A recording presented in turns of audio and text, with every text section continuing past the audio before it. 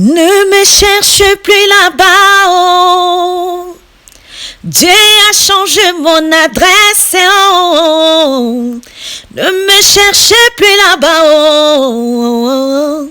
Il y a longtemps que j'ai déménagé dans la colère d'impudicité. Dieu a changé mon adresse, oh. Dans la calomnie, dans les querelles, non, non, non, non, non. Il y a longtemps, longtemps, moi je déménageais, oh. Alléluia, les soldats du Christ. Je vous salue tous au nom de notre Seigneur Jésus-Christ. J'espère que vous vous portez bien. Nous nous portons bien par la grâce de notre Dieu. Je bénis le Seigneur pour vos vies. Je bénis encore le Seigneur de nous donner encore cette semaine pour partager notre petite exhortation de la semaine. Cette semaine, nous allons parler de ne regarde plus ton passé, mais regarde ton avenir. Et pour cela, nous allons nous baser sur la vie de l'apôtre Paul. Nous allons sans plus tarder regarder dans le livre de Philippiens, chapitre 3, versets 13 à 14. Lisons au nom du Seigneur. 13. Frères et sœurs, j'estime pas m'en être moi-même déjà emparé. Dans une autre version, emparé veut dire rapporter les prix. Mais je fais une chose, oubliant ce qui est derrière et me portant vers ce qui est devant. Je cours vers le but pour remporter le prix de l'appel céleste de Dieu en Jésus-Christ, parole du Seigneur. Nous voyons l'apôtre Paul. Il parle, il dit, j'estime que moi-même, je n'ai pas encore remporté le prix. Mais il fait un effort. Il dit, je ne regarde plus mon passé. Je ne regarde plus derrière. Nous tous, nous connaissons l'histoire de l'apôtre Paul. C'est l'apôtre Paul qui était persécuteur de l'église de Dieu. Mais quand nous regardons un peu plus devant, nous voyons même dans le livre de Philippiens chapitre 3, dans le même chapitre, versets 4 à 7, nous voyons comment la vie de l'apôtre Paul, on nous parle qu'il est descendant de la tribu de Benjamin. Benjamin, c'était le cadet des enfants de 12 tribus d'Israël, des enfants de Jacob.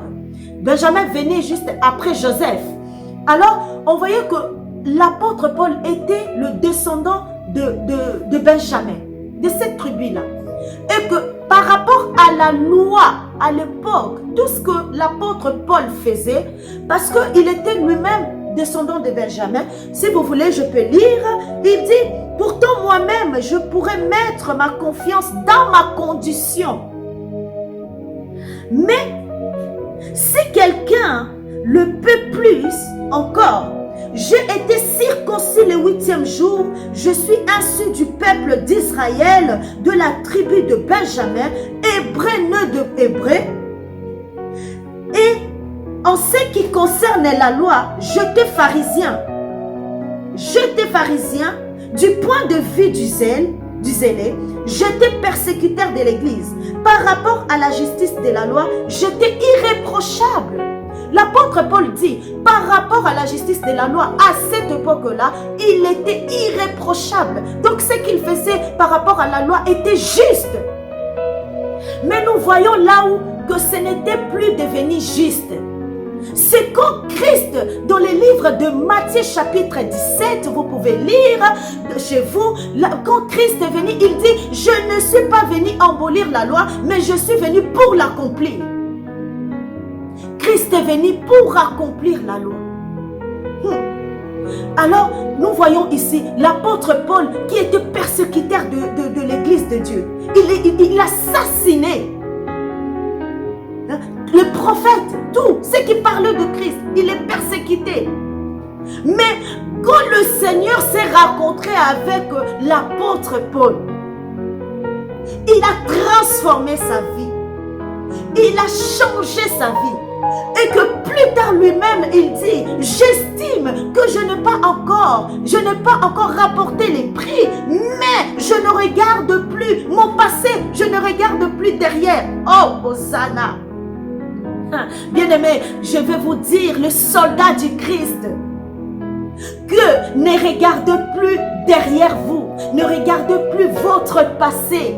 Et que quand Christ vient dans la vie de quelqu'un, quand Christ rentre dans la vie de quelqu'un, il te transforme. Ton passé là, le Christ, lui, il oublie ça. Il oublie ton passé. Même si les gens te rappellent toujours que, ah, moi, lui, je le connais. Elle, je la connais. D'ailleurs, elle est comme ça.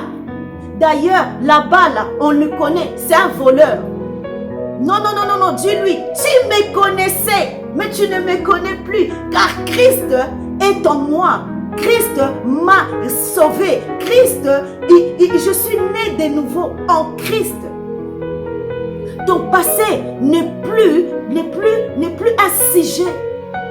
Même si quelqu'un vient te rappeler que, ah, tu te rappelles de ce qu'on faisait, bien-aimé, mes soldats du Christ, dis, oui, peut-être je fumais, mais aujourd'hui je ne fume plus, car Christ est en moi.